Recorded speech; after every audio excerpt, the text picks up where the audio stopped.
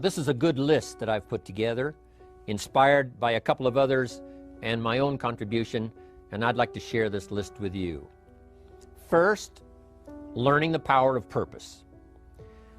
A person who has purpose in their life, they have something to go for, some meaning. One writer described it, for some people it becomes a magnificent obsession. And for you and I, maybe it doesn't need to be that dramatic as a magnificent obsession.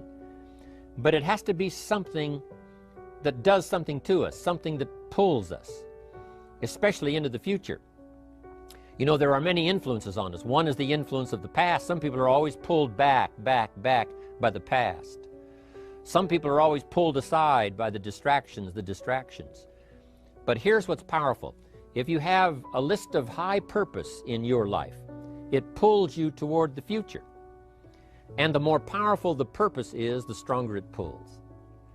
And here's the other great advantage if you have purpose for the future. It pulls you through all kinds of challenges and all kinds of difficulties. If you don't have these strong purposes for the future, it's easy to get swallowed by a bad day. It's easy to be almost annihilated by a poor month. And it's easy sometimes to almost disappear beneath the waves of a year that goes backwards if you don't have something to pull you beyond that year. So if you want something to pull you through all kinds of challenges, all kinds of difficulties and things that come at you, you got to have something on out there, beyond today, beyond next week, beyond next month, beyond this year, that pulls you into the future. And the clearer it is, the stronger it pulls. The more dynamic it is, the more it affects your life, your spirit, your heart, your soul. It also creates imagination. It gets your mind working on how to achieve that purpose. And if your mind will work, and if your heart works, and if your spirit works, and if you have good input, like good ideas, I'm telling you, there isn't anything you can't accomplish. So that's one of the great powers that'll make a variable of you, and that is purpose. Here's the next one, self-confidence. Where does self-confidence come from? And this is the best advice I can give you on that. Not neglecting, first of all, the small daily disciplines. Self-confidence really comes from feeling good about yourself. And one of the best ways to feel good about yourself is at the end of the day to know that you poured it on. You did your best. If you conducted a meeting, you did the best you could. If you made a phone call, it was the best phone call you could possibly make. If you wrote a letter, it wasn't a casual letter, it was your best letter. At the end of those kind of days, when you feel good about yourself, self-confidence starts to rise. You know that if you can have this kind of a good day, you can have another one the next day, and those days become the weeks become the months, and the month becomes a powerful year.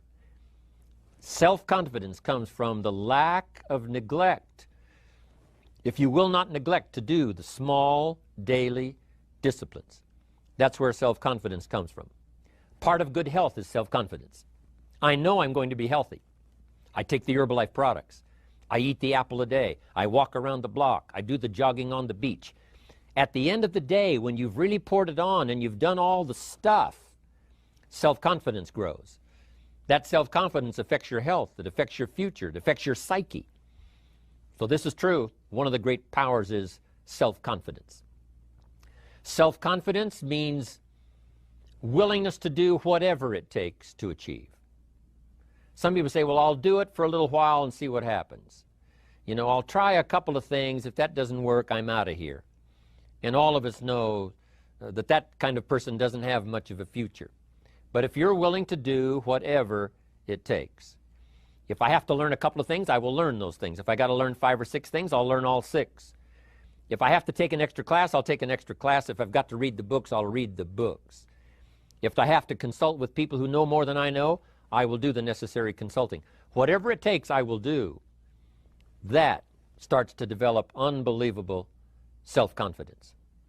Self-confidence also comes from the ability to rise above your circumstances, to rise above what happens, the petty little things, the discouraging things that would sink everyone else's ship except yours, that would cause someone else to quit early in the day, but you keep going.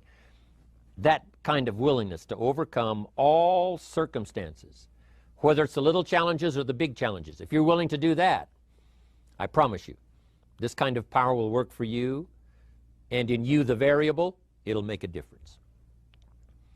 The third on the list I had was enthusiasm. And here's what I wrote about enthusiasm. Enthusiasm that's powerful is mostly enthusiasm that is enthusiasm inside, 90%, 10% outside.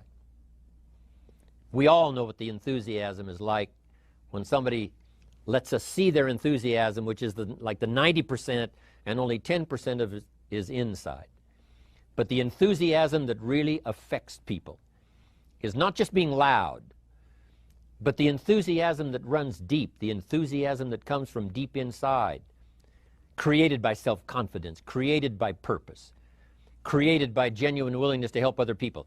That kind of enthusiasm, knowing that you're going to get the job done, knowing you're going to affect people, knowing you're going to have testimonials flowing in from all kinds of directions. That kind of enthusiasm. A lot of it is quiet. A lot of it is unheard. And the 10% that's heard, it rings a bell.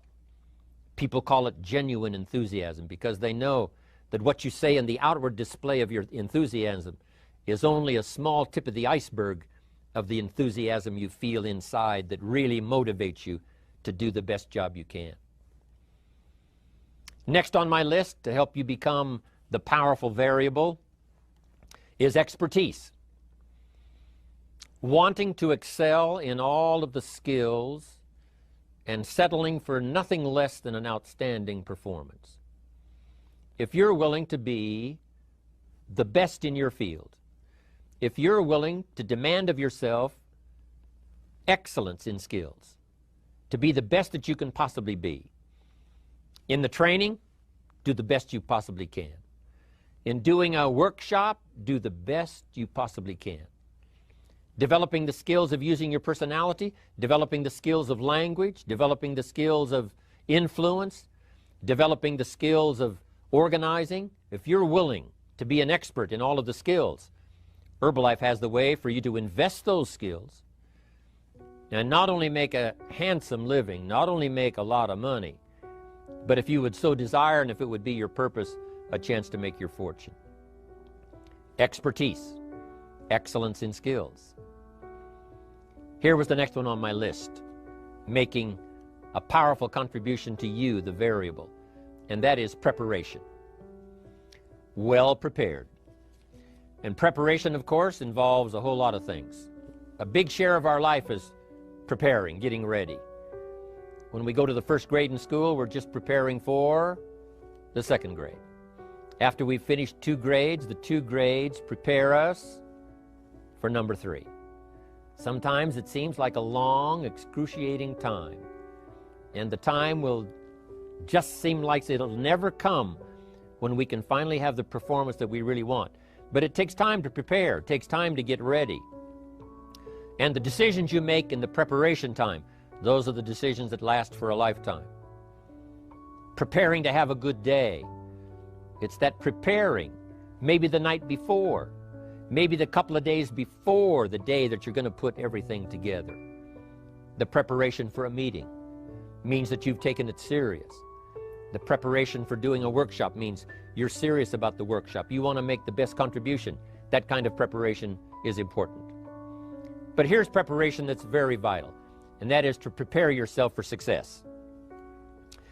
Life seemingly does not wish to waste success on the unprepared. Life says, why waste a fortune on this person? They're not prepared to do the right things with it. They're not prepared to use it wisely. If a fortune was bestowed upon this unprepared person, it would probably be wasted. The people that could have been touched won't be touched. What could have been done won't be done because this fortune will have been wasted on the unprepared person.